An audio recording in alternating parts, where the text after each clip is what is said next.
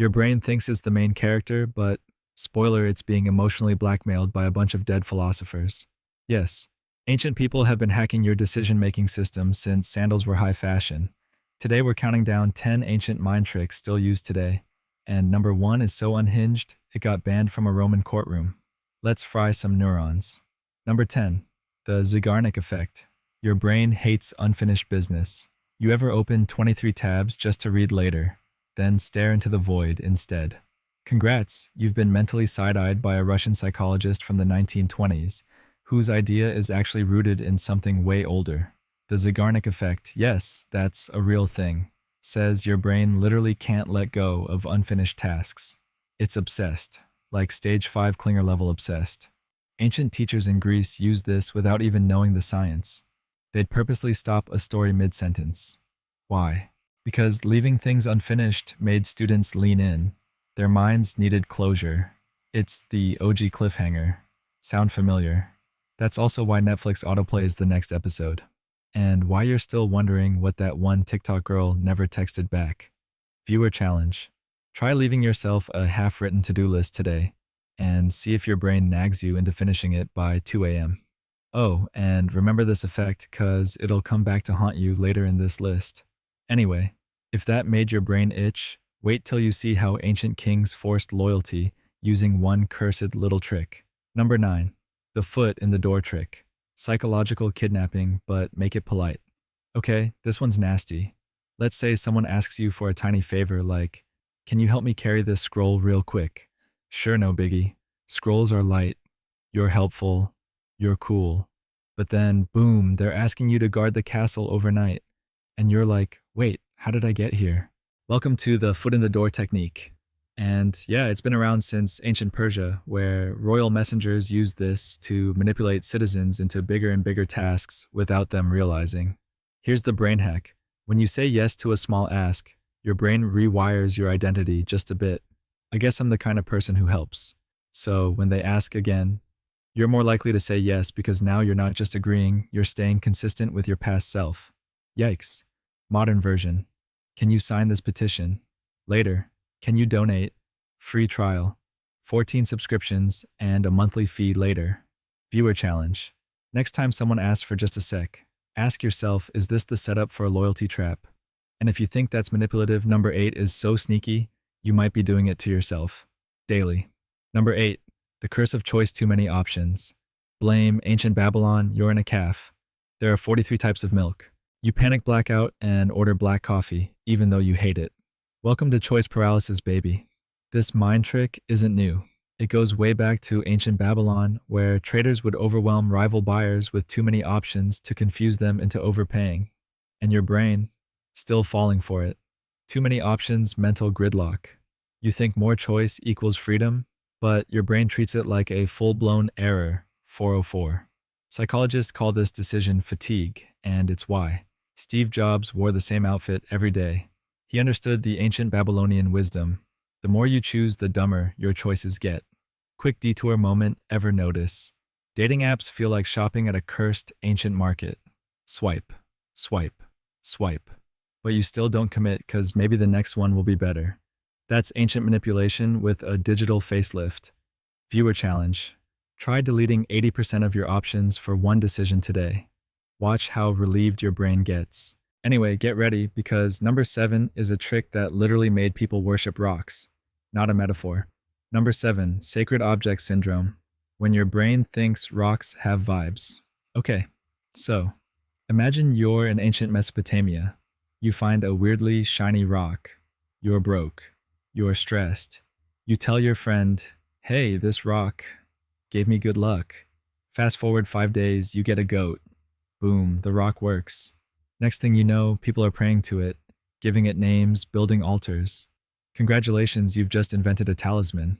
This isn't just ancient superstition, it's a whole psychological thing called magical thinking. That's why Roman soldiers carried lucky charms into battle. Ancient Egyptians buried people with protection stones, and you still low-key believe your phone charger works better if you plug it in a certain way. Admit it. Even in 2025, the same wiring is playing out. Athletes wearing lucky socks. People manifesting with moon water. That one pen you need to pass your exam. Viewer challenge. What's your personal lucky object? Drop it in the comments and let's see who has the most cursed one. And hey, speaking of cursed, number 6 is the reason why emperors used to hire professional eavesdroppers. No joke. Number 6. The illusion of eavesdropping. Ancient people knew you'd overshare in public. Alright, this one's actually kind of genius. Back in ancient Rome, some elite families would plant fake servants at dinner parties whose actual job was to eavesdrop and then accidentally leak what they heard, but only to the right people. Why? Because when folks think they're overhearing secret info, their brains assign it extra credibility. It's called the inadvertent disclosure effect. Basically, if you overhear it, you assume it's real. It wasn't meant for you, so it must be true. Ancient politicians abused the hell out of this. They'd leak military moves in taverns to spark rumors. Boom, instant psychological warfare. Fast forward to now. You scroll TikTok and hear someone accidentally say something in the background of a video. You trust it more, even if it's total cap. Same trick. New platform. Viewer challenge. Next time you hear leaked info, ask, was this planted on purpose? 'Cause your brain, it's still wired like a Roman citizen eavesdropping in a toga. And if you thought that was sneaky, number 5 is so baked into your day-to-day life, it's practically invisible. Number 5, the mirror trap. Why your brain worships people who copy you. Let's rewind to ancient China. Diplomats were trained to mirror the speech patterns and gestures of their rivals. Why?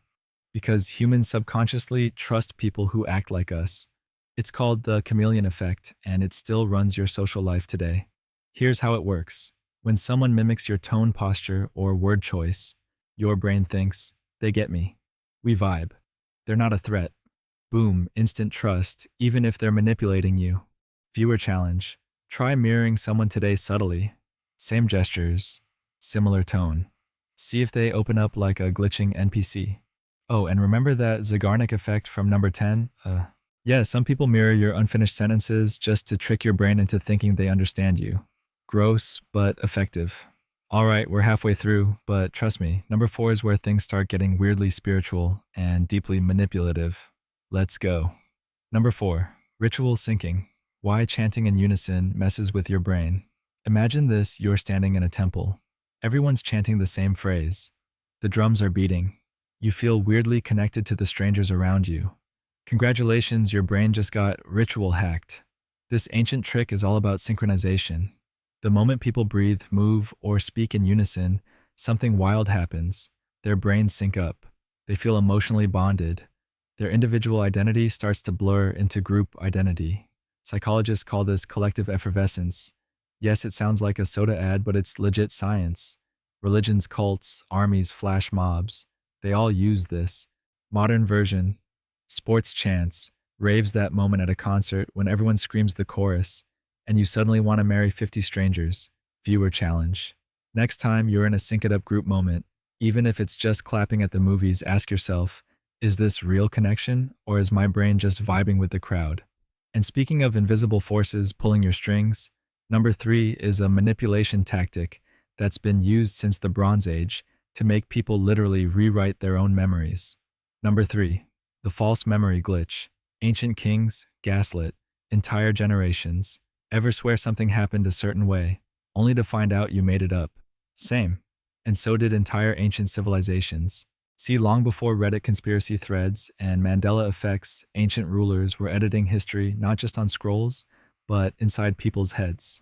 Let's go back to ancient Egypt. Pharaohs would destroy statues and inscriptions of previous rulers, then rebrand achievements as their own. People grew up hearing only the new version. Modern version. You were always the favorite child. You weren't. We've always been at war with that country. Have we? Literally every true story movie ever made. Viewer challenge. Think of one memory you're not 100% sure is real. Then text a sibling or friend and ask what they remember. Let the chaos unfold. And if that makes you question everything, just wait till number 2, where we expose a mind trick so dirty it's used in both Tinder bios and torture chambers. Number 2. Intermittent Reward. The brain hack that built slot machines and toxic relationships. Picture this, you press a button, nothing happens. You press it again, boom, dopamine. You're hooked. This is the intermittent reward system, and it's arguably the most powerful mind trick ever invented.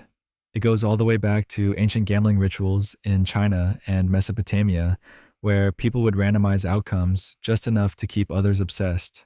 Here's the science. Your brain loves predictability, but it gets addicted to uncertainty.